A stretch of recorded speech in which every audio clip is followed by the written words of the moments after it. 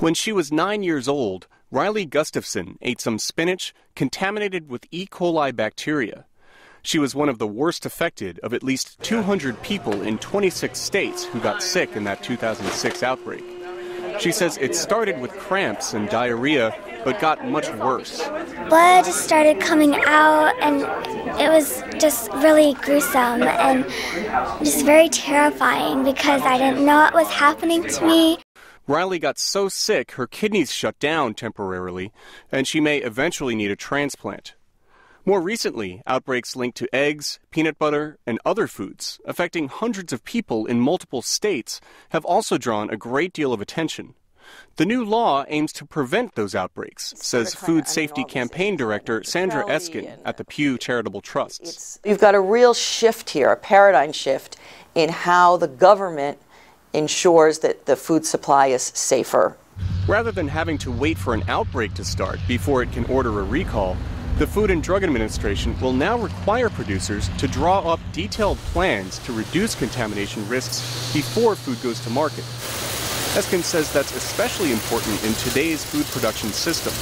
While contamination is rare, a little bit can go a long way. Any initial contamination can be compounded and, again, spread widely if a product is mixed with other non-contaminated products. Eskin says it was the mixing of contaminated and non-contaminated spinach shipped nationwide that caused the widespread 2006 outbreak. I can help you here, ma'am.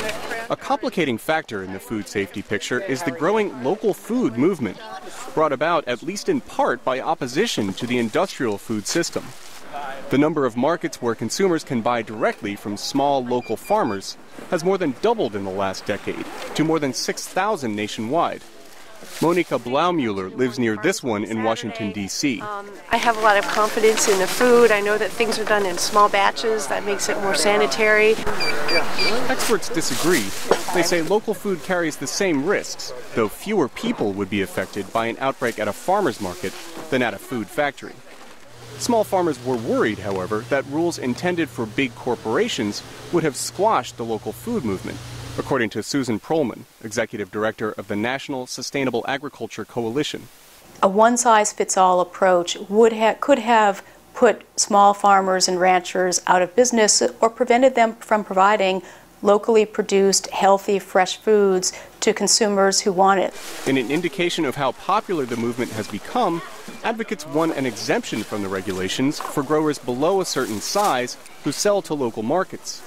That's a mistake, says Tom O'Brien, an attorney for the industry trade group, the Produce Marketing Association. There's an assumption that there are two separate and distinct markets for food, one of large guys and one of small.